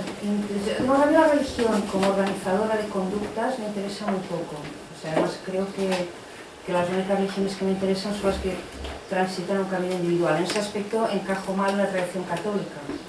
Digamos, me interesaría más las religiones orientales. Pero, por otro lado, hay algo en el cristianismo, hay algo que tiene un tirón emocional que otras cosas no lo tienen. Entonces, bueno, yo me he construido una iconografía propia, me he construido una que ahora la podría explicar aquí, pero llevaría bastante tiempo, y que además me funciona, o sea, genera sus propias... Bueno, unas Pero esto no tiene absolutamente nada que ver con lo que tradicionalmente se entiende por cristianismo, incluso en sus vertientes más heterodoxas, más a la carta. Quiero decir, a ver... No hay Eucaristía, no hay bautismo, no hay perdón de los pecados, no hay segunda venida, no hay llegada del reino. Aquí el ponente ha insistido mucho por ejemplo, en la utilización de esta tradición pues para conducir a otra gente, para pastorear a otra gente. Por ejemplo, me ha llamado mucho la atención, me da cuenta que empezar a hacerlo y ya aprovecho el acuerdo. Es imposible que Jesús fundara la Eucaristía como una institución paralela al templo justo cuando acaba de expulsar a los mercaderes, es decir, cuando acaba de validar al templo. Bueno, a lo mejor no lo consideraba tan validado, a lo mejor precisamente lo que acaba de expresar su profundo malestar hacia esa institución del templo y sacar ciertas cosas del templo, ¿no? Entonces, digamos, todo funciona un poco así. Cuando yo he dicho a la carta, quiero decir que a mí me interesa el impulso religioso, no siempre es la normativa que lo acompaña, pero porque yo considero que ese tipo de normativa es una manera de intentar generalizar lo no generalizable. Y cuando tiene obviamente un objetivo político organizador, obviamente entonces no me interesa lo más mínimo. Me interesaría desde un punto de vista más místico, que creo que eso no es transmitible, creo que eso no es enseñable, creo que eso entra siempre por revelación. Creo que puede haber una cierta buena fe en San Pablo cuando trata de imponer su Cristo a los demás, o de manipular a los demás, porque cuando uno cree que algo es verdad, cuando algo lo siente, eso puede ser tan enormemente convincente para uno mismo que digamos que sienta la necesidad. Ahí es donde, perdón por la expresión, la religión la caga. O sea, en el momento en que se rompe la cadena de lo inefable. Entonces, bueno, en resumen, lo que quiero decir es que yo estoy contentísima con mi Cristo, pero lo siento, no os lo puedo ofrecer, ni os lo puedo escribir, solo vale para mí, es como un trajecito de vida. A ver, Luis reacciona. Bueno, yo quería hacer unos comentarios. Debería hacerlos mañana, porque es posible que esta noche tenga una revelación. Claro, y entonces le pueda enmendar la plana a San Pablo, que es lo que tuvo, es una revelación, ¿verdad? Yo también puedo tener una, y más en este sitio tan tranquilo, tan silencioso, y con toda esta noche por delante. Con esta noche por delante. Bueno, primera cuestión, dice, los misterios de Eleusis se bebía el Kikeon. O sea que se bebía una copa con un líquido que se llamaba Kikeon y en el cual había el corrector del centeno, que, como explicó el señor Hoffman, pues seguramente contenía el radical indol, que es el mismo radical que hay en el LSD y que por tanto provoca experiencias psicotrópicas. Esto ya hace muchos años que sabemos que lo de Eleusis pues tenía que ver con estas sustancias y por eso pues vamos a ver, aquel indio, no sé cuál de ellos era, cuando viene el misionero que les da la hostia, le dice, le da un silocibe y dice, oiga, tome de esta que la suya está caducada. Bueno, es decir, que se daban sustancias, sea mi sangre, sea mi carne, sea mi... Se daban sustancias, esto se ha venido haciendo desde todos los tiempos. Si uno lee la Gama Dorada de Fraser, allí hay una serie de capítulos, en uno de ellos se explica, por ejemplo, un rey, un mesías, o una persona que se inmola por su pueblo, un rey que se va cortando a pedacitos su propio cuerpo y lo va tirando a sus súbditos, para que al comer su carne se regenere. Matar a un toro es exactamente lo mismo. Todos los arquetipos mesiánicos, desde Osiris a Baco, Mitra, Krishna, todos ellos, estos son arquetipos que estaban aquí en el Mediterráneo, incluso en Oriente, porque Krishna ya manda en Oriente, y que es lo que hacen con Jesucristo. O sea que lo que hacen los evangelistas y todo esto es reescribir el arquetipo del Mesías, que para ti, Fernando, para que lo entiendas todavía mejor, es el toro. Porque ¿qué es el toro? El toro es un ser vivo que se sacrifica, ¿para qué? Pues para darnos su energía y su vitalidad a todos los que estamos ahí. Esto es el arquetipo del Mesías. Yo lo que digo, si ya me dije en Cataluña, si hemos de abolir las corridas de toros en Cataluña, entonces hemos de abolir la Santa Misa. Inmediatamente, porque es exactamente lo mismo, poniendo la carne y la sangre de un ser que se ha sacrificado por mí para darme su vitalidad. Bueno, todas estas cosas estaban ahí. Que entonces venga este San Pablo y los otros y nos lo explican a su manera está muy bien, pero bueno, esto ya estaba hecho y rehecho y por eso se va haciendo en cada época, tú te lo puedes hacer. No, porque todo el mundo tiene un motivo o cree tenerlo para hacerlo. No, y sobre todo que las mitologías se deben cambiar con el tiempo.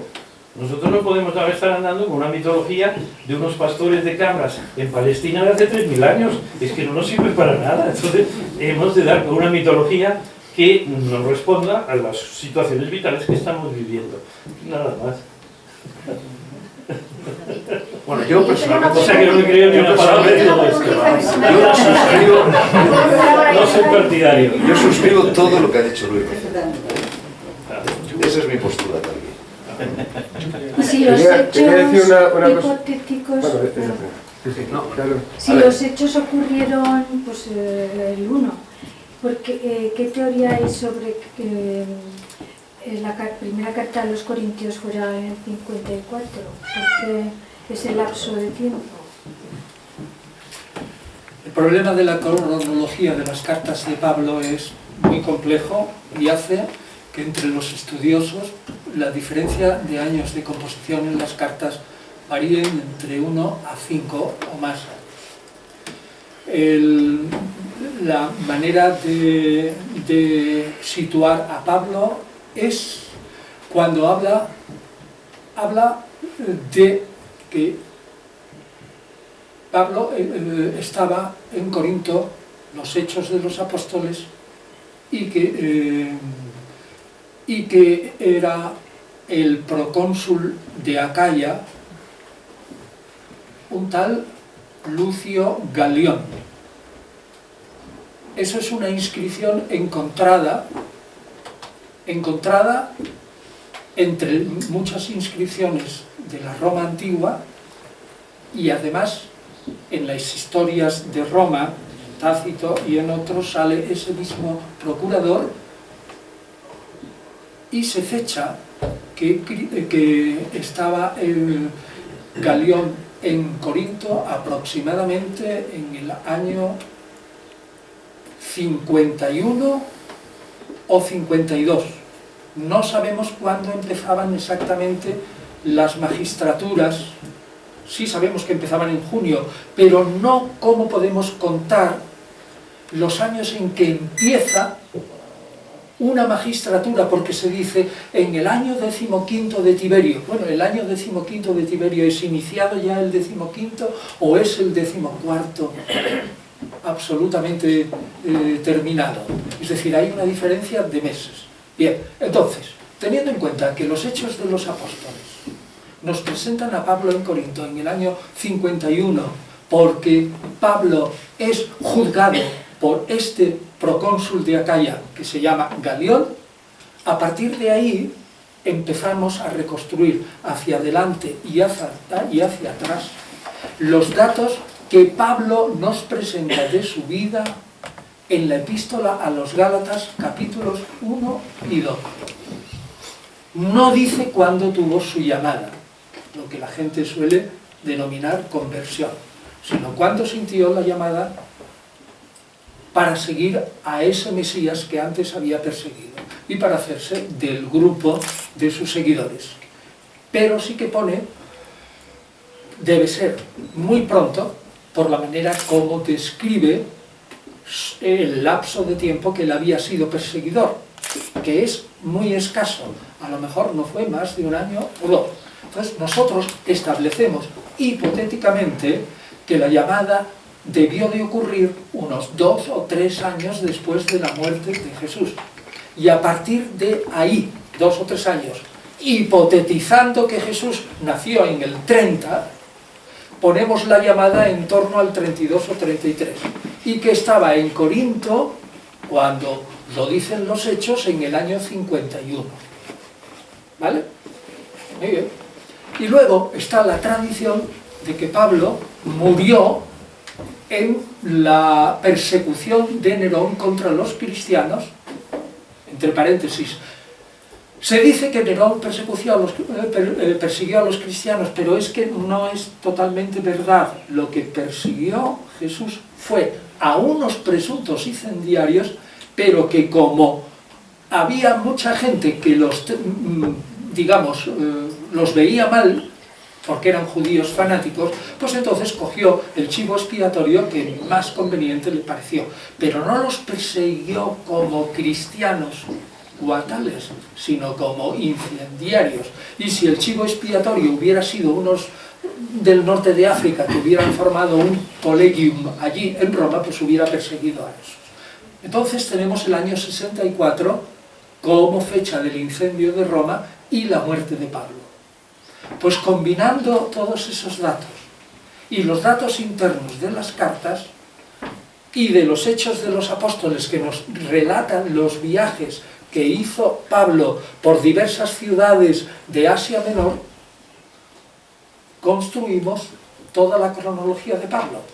Y hay gente que hace libros gordísimos sobre esa cronología para que venga otro y, partiendo desde un punto de vista de 3 años antes y situando, por ejemplo, Gálatas más cerca de Romanos, mientras que otros lo sitúan más al principio de Pablo, se cambie toda la cronología. Por tanto, cuando yo digo en el 54 o el 58, quiero decir que en ese lapso de tiempo debió de escribirla Pablo, pero que no estamos en absoluto seguros. En historia antigua nunca sabemos nada seguro. Perdona, ¿ibas a decir algo más? No, que nunca sabemos nada seguro. Alguien había levantado, sí. Sí. solo escueto y sin extenderme, ¿no? Yo llevo 40 años leyendo todo tipo de literatura religiosa, espiritual, como te voy a decir, ¿no? La diferencia, porque la polémica en cuanto a Jesús estaríamos toda la noche, ¿no? Pero yo noto una diferencia única y es, son como, digamos, partes muy especiales, y es en la enseñanza de Jesús, solo en 2 sitios. Me parece único, por ejemplo, el Sermón del Monte, con la carga emocional y espiritual que tiene, única, en la literatura de todos los tiempos. Y también la primera carta de Juan, cuando especifica que lo importante es el amor, que tampoco es fácil de encontrar en otras filosofías, enseñanzas, ¿no? Entonces, por eso, la figura de Jesús cobra algo especial, porque la enseñanza es única. Aparte de la polémica, si es Mesías, si es terrestre, si no... O sea, eso es único, no existe. Podemos ir a Asia, el hinduismo, el islam... Yo no Como esa enseñanza, yo al menos no quería echarme un jarro de agua fría, pero el Sermón del Monte, prácticamente tal cual, con el mismo mensaje, está formulado muchos siglos antes de Jesús en los textos budistas, sin ir más lejos, y en otros. Es decir, son leyendas, son parábolas, son enseñanzas que existen desde la noche de los tiempos, que se van transmitiendo y que el cristianismo repite, pero no inventa. Una pregunta para Luis y para ti, que veis. Me ha llamado la atención porque yo puedo estar de acuerdo con las mitologías, pero yo creo que siempre, yo me lo he planteado muchas veces, y es verdad, porque desde un punto de vista racional llegas un poco por qué las religiones se enganchan tanto. Es decir, ¿cuál es el motivo? Porque los seres humanos, que normalmente tienen, la mayoría razonan y piensan y se cuestionan continuamente muchas cosas, pueden llegar a eso que decís, ¿sí? Es lógico. Es decir, esto no me voy a creer algo de esta gente, que ya necesitamos nuevos esquemas, nuevos funcionamientos. Pero mi pregunta es, ¿cuál es la fuerza que mueve a tantos millones de personas con un cerebro que piensan, que son inteligentes, a que sigan enganchados a esta mitología? Que el cerebro, aparte de pensar y ser inteligente, tiene otra parte que se llama el subconsciente, ¿no? Y ese no piensa, es muy inteligente porque el subconsciente adivina y casi tiene poderes, prevé, etc.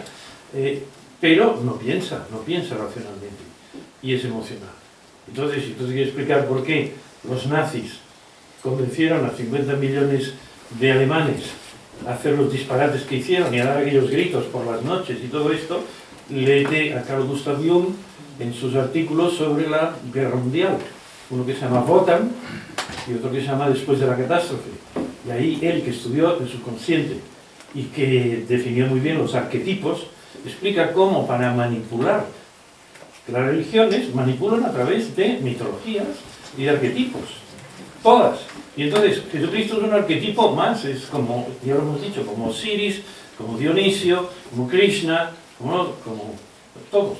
O sea, y esos arquetipos funcionan porque están en el subconsciente colectivo de todas las personas, y por eso nos enganchan tanto. Y por el subconsciente es irracional.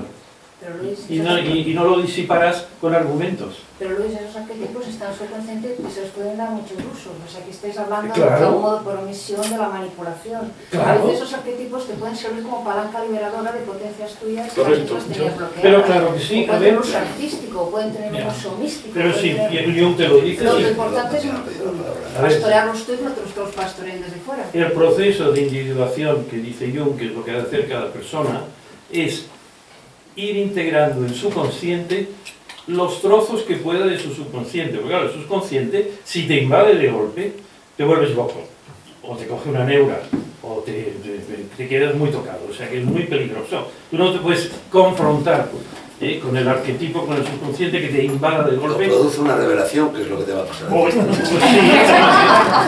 una revelación que es lo que me llegue mañana, qué cara llevo. Entonces, el trabajo psicoanalítico, según Jung, no según Freud, es ir sacando todo lo que puedas del subconsciente y pasarlo a lo consciente. No, pero Y ahí es donde haces el proceso de volverte lo que tú puedes llegar a ser. yo lo que intento plantear es que, si no interpreto mal el tono de la pregunta, pues de algún modo se sugiere ¿cómo es posible que personas inteligentes, racionales, se dejen manipular para creer supercherías? Correcto. Pues yo creo que a veces tú utilizas o sea, tú no puedes utilizar tus creencias como un factor, digamos, no de obediencia, puede ser un factor liberador siempre y cuando lo controles tú. O sea, no siempre la religión o el uso que tú hagas de la religión o de otros mitos puede ser incluso, te puede levantar por encima de ti, puede abrirte nuevos campos de inteligencia, sensibilidad, o sea, y ahí cuando hablo de revelación, entonces cuando el vuelo va por otro lado. A ver, Victoria Cirlot había pedido la palabra. Sí, no, yo acerca de lo que estáis hablando, por supuesto, uno de los grandes peligros del mundo del símbolo es la posibilidad de la manipulación, no hay ninguna duda. ¿Por qué? Porque, como decía antes, cuando Fernando ha hecho alusión a la esvástica y a la utilización tan absolutamente nefasta que hizo el nazismo de la esvástica, pero ¿por qué puede hacer uso de un terrible uso de esa imagen? Porque esa imagen tiene una potencia increíble y es la energía del símbolo. Esto que, por ejemplo, también es un concepto junguiano, hablar de la energía del alma, pero incluso no trata ni hablar de Jung para dar con ese concepto de energía, sino que un historiador del arte, como por ejemplo Avi Warburg, comprobó la existencia de la energía en el interior de la imagen, por la polaridad, justamente por la tensión, por los opuestos, que contiene siempre una imagen simbólica. Y de ahí deriva esa potencia y esa energía, y claro, quien la coja pues lo puede hacer tremendamente manipulable. Puede manipular la imagen, ¿no? Por supuesto. Pero bueno, en realidad yo no quería hablar de esto. Yo de lo que quería hablar era me parece que tendríamos que hacer una diferencia entre dos perspectivas o dos visiones que son no para nada contrapuestas, sino que me parecen totalmente conciliables. Una es la que se sitúa en lo que podríamos llamar la transhistoria, esa que apela al simbolismo universal, esa que nos dice que todas las religiones son la misma, sin duda. Y otra, que también creo que es tan importante como la primera, otra, según la cual hay que dar con el modo peculiar en que se manifiesta en un momento determinado una creencia o un mito, en que se elabora y se plantea de una forma, de esa forma, y no de otra. Y creo que es tan importante aceptar en este sentido la diferencia como asumir la identidad. Y yo creo que serán estas dos perspectivas, y hoy ya hemos visto una y estamos viendo, en realidad estamos viendo las dos. Yo creo que no son para nada excluyentes, pero de algún modo tenemos que tener presente que existen estas dos. Con esto quiero decir que los pasajes evangélicos son absolutamente maravillosos, aunque esté Mitra antes y el toro antes, pero el modo en que Jesús habla y dice este es mi cuerpo y esta es mi sangre, Zaratustra, oye sí, pero es otra cosa. Yo creo que es importante adoptar eso que podríamos llamar un esprit de finesse y reconocer esa diferencia y cualificarla y valorarla, porque esa es la valoración de la historia que existe. Y me parece que también la tenemos que tener en cuenta. Pero para entender la polaridad de los símbolos, ¿me podrías dar un ejemplo? Por ejemplo, la esvástica, ¿qué polaridad tiene? Bueno, por lo general todo símbolo tiene un aspecto negativo y un aspecto positivo. El símbolo es profundamente ambivalente. Y se mueve justamente en esa ambivalencia y en esa polaridad, en esa tensión, en ese aspecto que puede ser claramente negativo como claramente positivo, ¿no? Y es de ahí de donde surge la tensión de la imagen, es de ahí de donde procede esa... en algunos símbolos está mucho más claro el aspecto positivo y negativo. Por ejemplo, el símbolo de la serpiente, que es tanto símbolo de Satán como de Cristo, por ejemplo. y es que depende de cómo emerja, cómo se presente, cómo aparece, cómo... Bueno, por eso, en realidad, esa valoración del modo de emergencia es fundamental. Es decir, que al mismo tiempo que combinamos esa visión, que es una visión realmente transhistórica, debemos también atender a la manifestación histórica. Me parece. Bueno, esto, pues una cosa, yo quiero hablar. Ni Osiris ni Mitra son arquetipos mesiánicos. No lo son. Luis, no sabes, ni tú, ni yo, ni nadie, absolutamente nada de Mitra hasta aproximadamente el siglo II de la era cristiana.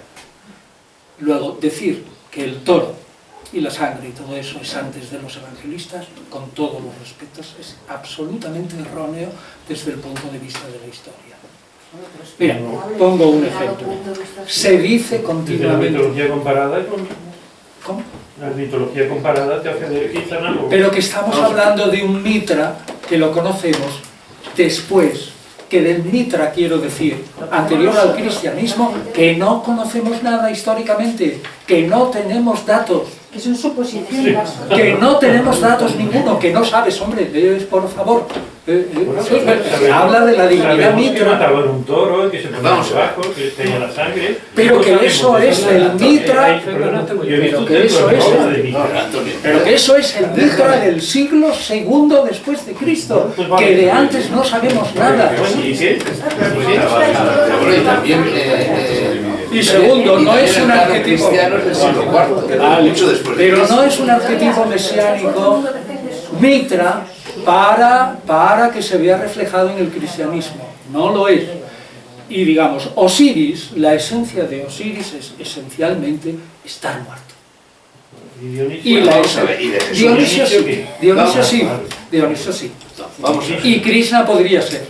Pero Osiris no es un arquetipo mesiánico. Esto es una eterna discusión. A mí me ha llamado la atención el hecho de que tú hayas mencionado uno de tus últimos libros y que el título que le has puesto a ese libro sea Las 1000 caras de Jesús, no, las 100 caras, las 100 caras. Bueno, tú sabes que existe el mitólogo Campbell, que tú conoces muy bien, que yo conozco muy bien, que Luis Lacinero conoce muy bien, que Victoria Cirlot conoce muy bien, etcétera, que tiene un gran mitólogo de nuestro tiempo, sin duda alguna, por todos reverenciado, que tiene un libro que se llama precisamente El héroe de las 1000 caras, no de las 100, pero tanto montan eso, El héroe de las 1000 caras. ¿Qué es lo que nos viene a decir, entre otras muchas cosas, Campbell en ese libro? Es que existe una formulación arquetípica, es decir, o bien emanada del subconsciente o bien arraigada en el subconsciente, de un determinado tipo de héroe cuya historia se va repitiendo y va surgiendo en distintas épocas de la humanidad y en distintos lugares de la geografía del planeta y que prácticamente es siempre la misma. Y que si la Madre Virgen, y que si la crucifixión una muerte parecida, y que si un saber de salvación, y que si los discípulos, etcétera, etcétera.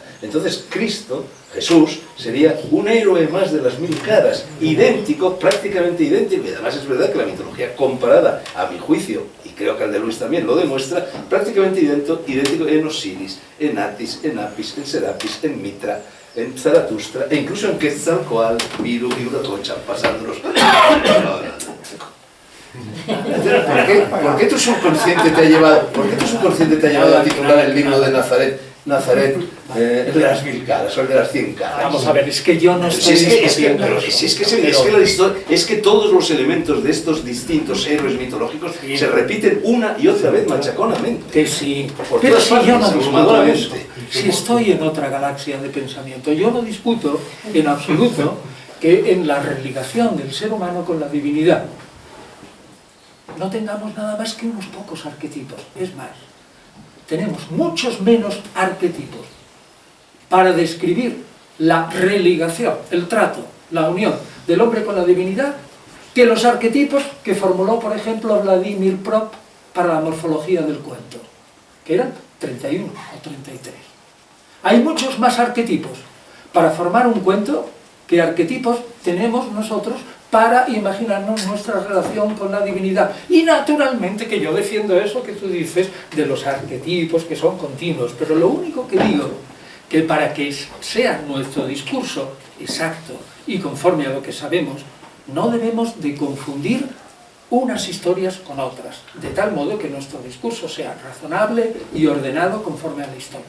Y lo único que digo es que de Mitra no sabemos nada, Antonio, si no es... aunque sea un arquetipo, pero yo no estoy discutiendo eso, y que Dios sí, pero si es que no se lo que confunden sabemos unas antes historias de con Cristo. otras, porque ninguno de los elementos de esas historias es histórico, son todos ellos mitológicos, Pues eso son es todos lo que- ellos falsos. Claro. Nunca ha habido una madre Claro, Teresa, pues nunca ha claro, habido una resurrección, claro. nunca ha habido un milagro. Eso lo defiendo yo igual que tú, Ya, Fernando. lo sé que lo defiendes, sé que lo pero entonces defiendo. no estamos mezclando historias, estamos mezclando mitos, cuentos, estamos mezclando... Pero no es de lo que yo hablaba. Yo lo de lo que yo hablaba es de que dentro de una interpretación de la religión, que es la judeocristiana, aún dentro de esa interpretación tenemos 1000 motivos para dudar. Pero en ningún momento me he puesto a discutir esta cosa de los mitos y de los arquetipos y de todo Bueno, esto. pero tú niegas que puede haber elementos anteriores, en mitologías anteriores al cristianismo, que se hayan trasladado al cristianismo, como lo de Mitra. No lo niego, sino que de Mitra, Mitra... tengamos o no tengamos datos sobre Mitra antes de Cristo, sí existía el culto Es que a Mitra antes de Cristo, y esto lo sabemos. Hombre, claro, pero no sabemos cómo era el culto de Mitra. Y entonces yo, Hombre, bueno, honestamente, bien, lo que sí debo sabemos. decir es, lo que sabemos es el culto de Mitra después de que existió el cristianismo. Pero ¿por qué vamos Pero bueno, a por ejemplo, el mezclar Padre esto? Nuestro. El Padre Nuestro es la oración de Amón, tal cual. Tú coges la oración de Amón en los textos egipcios y es el Padre Nuestro tal cual. Pero lo que quiero decir Fernando, es que Amón es amén. No, Amén, me lo has quitado de la boca. ¿Cómo Amón, dicen los cuando cristianos? decimos Amén. amén, Amón. estamos diciendo amón, Amén. amón. Y no solo eso, sino que los orientales y los budistas mismos, cuando dicen aún, el verbo aún, están diciendo amén. ¿Por qué? Bueno, pues que es un mantra, es una sílaba que fonéticamente recoge, por así decir, el canto del mundo. Todas las canciones del universo, desde la A hasta la M, que se puede prolongar fonéticamente hasta que se te acaba la respiración. De ahí que este mantra exista en todas las religiones, idéntico. Amén, amón, aún. Ni lo niego, ni lo acepto. Es que no, Lo único que digo es que me encantaría, que no lo niego, pero que me encantaría que formulemos nuestras teorías de acuerdo con lo que sabemos históricamente. Y por lo tanto no deberíamos de mezclar lo que sabemos con lo que Pero no vamos a ver, sabemos. pero si tú mismo te has abierto de capa aquí diciendo que que la pregunta que más te hacen tus alumnos es si Dios existió. Y si tú no, Jesús, perdona. Y que la mayor discusión que ha habido siempre en la historia del cristianismo y de los exégetas del cristianismo y de los críticos del cristianismo y de los enemigos del cristianismo es si realmente hubo un personaje histórico que se llamaba Jesús o no. Tú sabes también que yo soy de los que niegan la existencia histórica de Jesús. Tú, por supuesto, en cambio, eres de los que afirman la existencia histórica de Jesús, pero si ni siquiera eso está demostrado taxativamente, puesto que hay tantos nobles, sabios, cultos, ilustrados espíritus, de ellos yo mismo, que niegan la existencia de Jesús,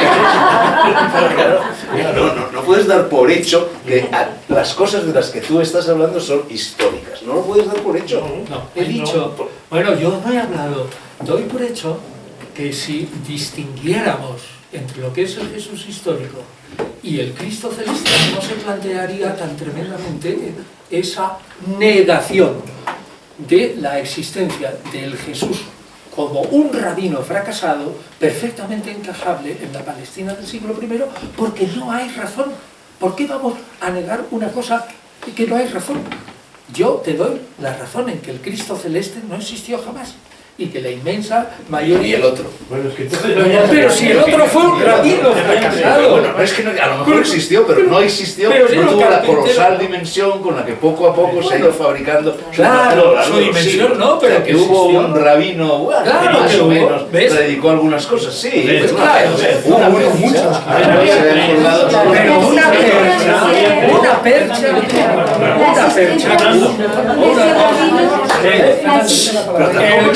aquí los que mandamos Tampoco ahora existió solamente Buda, bueno, esto- tampoco existió Lao Tse, claro, tampoco existió Zaratustra, todo esto son Probablemente- perchas a las que se les cuelgan los Probablemente, mitologemos, como bueno, colgar ¿veis? camisas en las perchas. Probablemente de existió Buda y ¿Habéis? probablemente existió Lao Tse, No, pero parecido. reducidos a sus términos históricos y luego fue repensado y reinterpretado.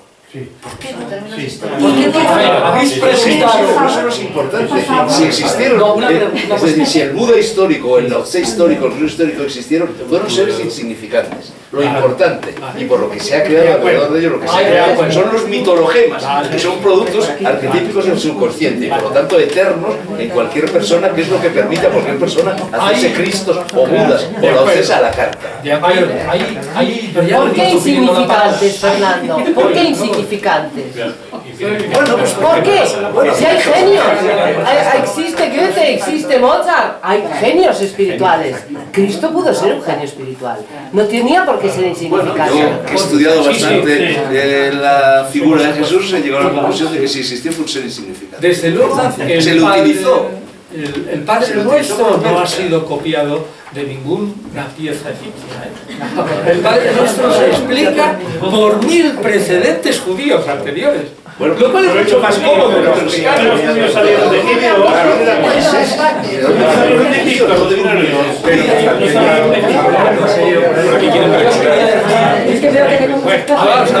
Perdonadme un momento, perdona un momento, pero hay aquí un señor que está... Yo os quería decir, volviendo a la pregunta del principio, ¿quién es cristiano? Y en línea con lo que ha argumentado aquí la compañera, pues que creo que todos estaremos de acuerdo que hay dos modelos de Cristo. Hay un Cristo prototipo universal que se adhiere a unos valores, a unos símbolos, a unas parábolas que son universales y son paradigmáticas. Y nos da igual que haya existido o no ha existido porque eso tiene validez. Y tiene validez para uno de la Polinesia, que nunca haya leído los Evangelios, y tiene validez para uno de la meseta. Es lo que estamos diciendo sí, algunos. Claro, sí, pero hay otro Cristo, es el Cristo que nos has expuesto tú, que es un Cristo con base histórica que nace y surge de una concreta religión, y has estado hablando de si instituye o no instituye una institución como la Eucaristía, con todas las interpretaciones que tienen las distintas religiones. Yo creo que cuando la gente ha dicho que no cree en Cristo, se está refiriendo a ese Cristo cultural, localizado, que un polinesio, si no hubieran ido los misioneros, nunca habría conocido, porque él tiene otros modelos. ¿No? Creo que hay esas dos figuras. De todas maneras, ha habido una cosa que me ha gustado mucho, cuando hablabais de las religiones de misterio, has contado que el que no superaba los ritos, volvía a la rueda.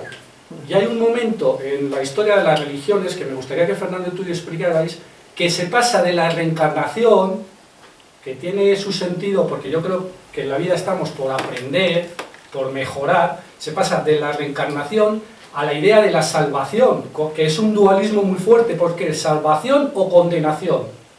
Solo tenemos una única oportunidad. El cristianismo viene a dar la idea de que solo tenemos una única oportunidad, y que si fallamos, estamos condenados eternamente.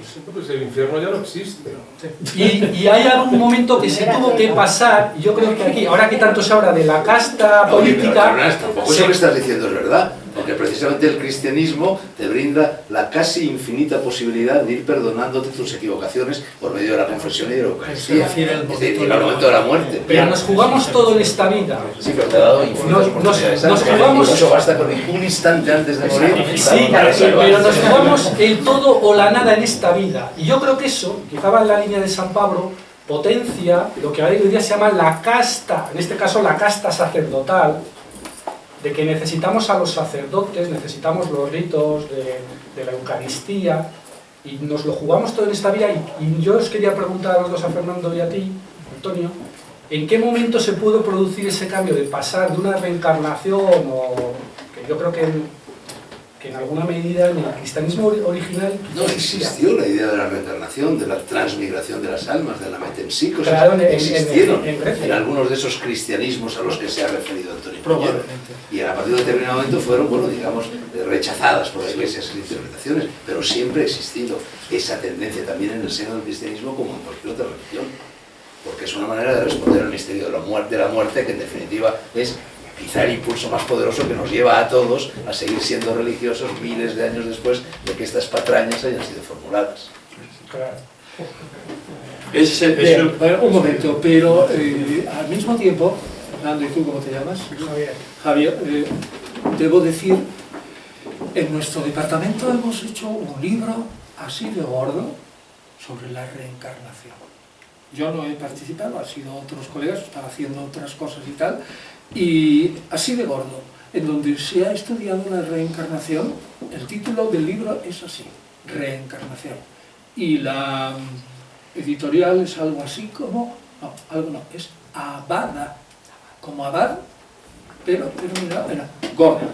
Y hemos llegado a la conclusión de que dentro del cristianismo, aunque es posible, como dice Fernando, que dentro de estos múltiples se abrigara, por lo que va a salir más tarde, por ejemplo, en Orígenes hacia el 250, algunos sentimientos reencarnacionistas, lo que es cierto es que en los documentos que conservamos, que son muy pocos, y que conservamos muy poco en parte porque la posición dominante de los paulinos se dedicó a destruir los documentos de los adversarios. Prueba, por ejemplo, Evangelios paulinos tenemos 70 y tantos, y Evangelios de la rama judeocristianas tenemos como nombres 12 o 15, pero como restos del principio tenemos pequeños restos de 6 o 7 mutilados y que quedan en cita.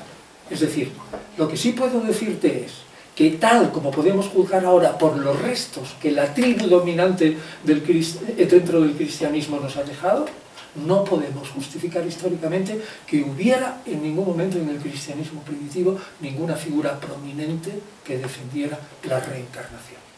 Ninguna.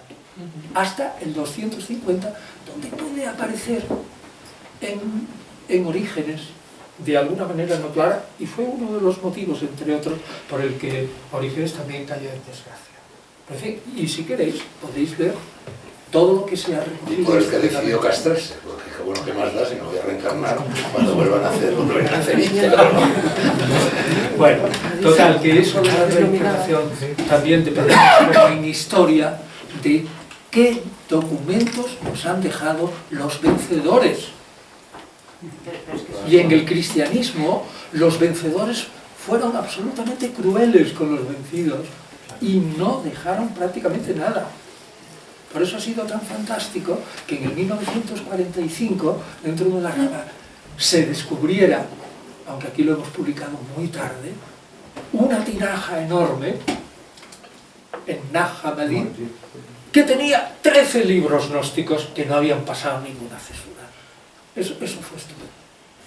¿Y se ha publicado algo? Sí, todo. Yo he publicado todo, absolutamente todo. Y un colega mío de la Universidad Autónoma de Barcelona, que es un tipo muy potente, que es un Serrat, y otro Fernando Bermejo y García Mazán, que es un malagueño, pero que ahora ya es argentino. Los hemos publicado todo. Los primeros textos gnósticos llevan publicados décadas y décadas, el Evangelio de Tomás, el Evangelio de Felipe. Sí, décadas, aproximadamente la primera edición fue del 1977. Yo tengo un anterior de Ignao. Sí, lo tengo aquí. Antes del 77, una edición 107. Sí, bueno, sí. Están esos 3 textos, ¿eh? El Evangelio de Tomás, el Evangelio desde luego, del 45 al 77 hubo tiempo para editarlos, ¿eh? Pero eso es una experiencia. El sentimiento religioso no es una idea, es una experiencia, es una praxis, no es una teoría. Así que seguramente vais a entender mejor algunas de las cosas sobre la Eucaristía y no Eucaristía y patatín y patatán que nos ha dicho Antonio Piñero si comulgáis. Ya, y si resulta que creen en las terribles palabras que dice Pablo que hemos puesto ahí. Que hay muchos que se mueren, que se pueden morir. Bueno, oye, hay que arriesgar. Bueno, yo os garantizo que no se va a morir nadie. Hay muchos que Es una emoción muy profunda. O sea, para las mudas, si vas, como te digo, es una emoción muy Sí, es una emoción. Entonces, indudablemente, te conmueve extraordinariamente, ¿no? Y en él cabe muchísimas cosas, porque el sentido de lo mágico y de lo divino es inmenso. Y tan feliz, además. Bueno, señores.